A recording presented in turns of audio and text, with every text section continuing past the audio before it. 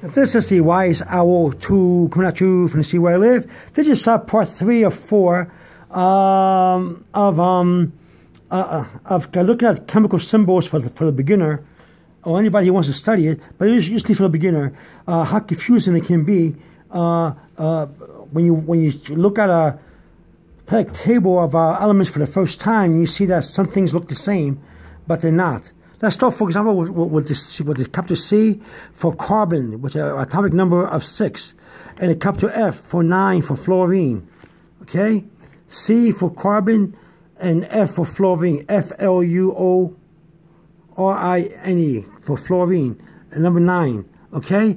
So you see, you got the element of C and the F. But if you take the capital C and put it down and write it down, but take the capital F and make it to a small f after the C, you got capital S.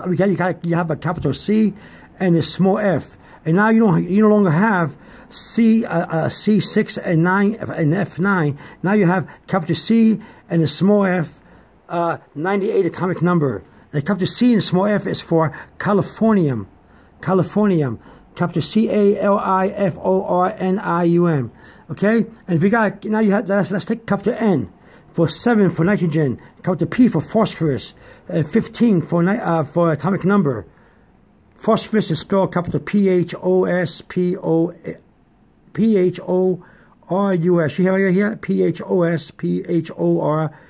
Okay, nitrogen, capital N-I-T-R-O-G-E-N. You take them, you got 7 for nitrogen and P, phosphorus 15, but you take the N, the capital N, and write it down here, put it down here, and you get a capital P and make a small p after the N, and now you got an atomic number of 93, and a new chemical, not a new one, but a different chemical symbol, capital N and a small p for Neptunium, Neptunium, capital N-E-P-T-U-N-I-U-M, Neptunium.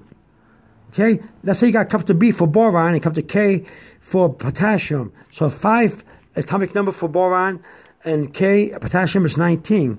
Potassium is spelled capital P-O-T-A-S-S-I-U-M. Boron is capital B-O-R-O-N. And you look at it right here, you got 5 and 19. But if you take the capital P, if you take the capital B, and put it down here, and take the capital K and make it a small k, now you have 90, the atomic number 97, and you have the chemical symbol of the capital B and the K for berkelium. Berkelium, okay, for Berkeley. Name after Berkeley. Berkelium. Okay, now let's go over here to capital S for sulfur with an atomic number of 16, and capital C for carbon for 6 atomic number. Sulfur is spelled capital S-U-L-F-U-R. You got it? Okay, and you right here. Now you take the S and put it down here, capital S, but take capital C and make it a small c, and you got a new, you got another atomic number, 21, and you got capital S and a small c, and now you got scandium, capital S-C-A-N-D-I-U-M. Then you got capital N for nitrogen again, capital B5, and N7 and B5 again for nitrogen and boron, but if you take the capital N, nitrogen and put it down and put it over here, write it down here. Take a capital B and make it a small b. You have another chemical symbol with an atomic number of 41, and that's that's capital N and a small b for niobium, capital N-I-O-B-I-U-M. Okay.